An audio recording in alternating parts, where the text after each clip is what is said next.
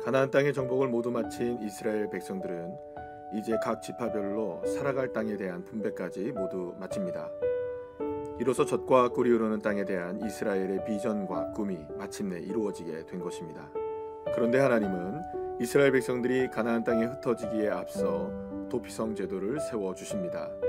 도피성은 실수로 살인을 하게 된 경우 또 다른 억울한 죽음을 막기 위해 재판이 완전히 끝날 때까지 살인자가 법적으로 보호를 받을 수 있는 안전지대로 가나안 땅 전역에 6군데의 성읍을 정해 누구라도 가장 가까운 도피성으로 피하기만 하면 보호를 받을 수 있게 한 것입니다.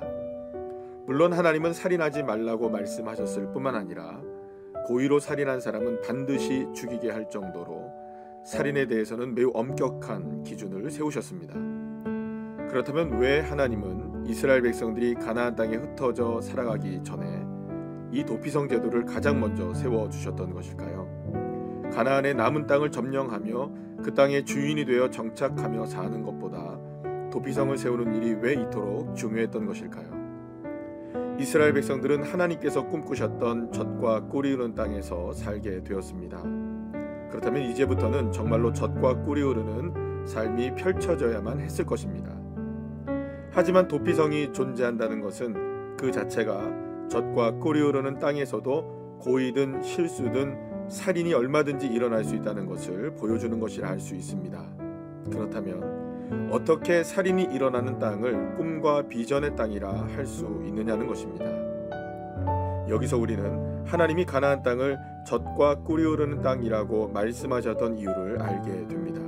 그것은 가나안 땅에서 살기만 하면 그 어떤 문제도 없이 모든 것이 행복하게 되고 저절로 축복을 누리게 되기 때문이 아니라는 것입니다.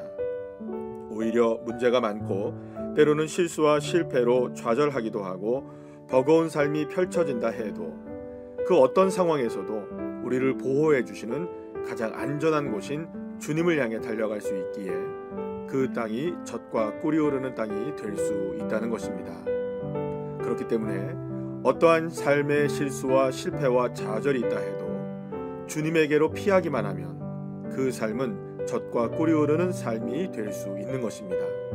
하지만 아무리 이 세상에서 성공적인 인생을 산다 할지라도 주님에게로 나아가지 않는다면 그 인생이야말로 메마른 광야의 인생이 될 수밖에 없는 것입니다. 그래서 하나님은 이스라엘 백성들에게 도피성을 세우게 하셨던 것입니다. 어떠한 상황에서도 가장 먼저 달려가야 하고 안전하게 피할 곳이 주님이시기 때문입니다. 비록 힘겹고 어렵고 여전히 싸워야 할 일들이 있고 겪어 나아가야 할 일들이 끊임없이 다가온다 할지라도 우리는 언제나 자연스럽게 물 흐르듯 주님을 찾고 주님을 향해 나아가야 합니다. 우리에게는 피난처가 있습니다. 나의 도피성이 되시고 피난처가 되시는 주 하나님에게로 달려갈 때 어떠한 상황에서도 젖과 꿀이 흐르는 땅의 축복을 누리게 되는 것입니다.